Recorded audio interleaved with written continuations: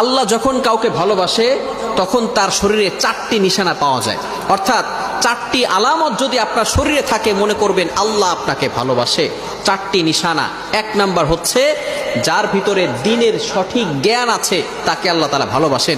Number 2, দ্বিতীয় number হচ্ছে যারা বেশি বিপদে পড়ে আল্লাহ তাআলা তাদেরকে মহব্বত করে।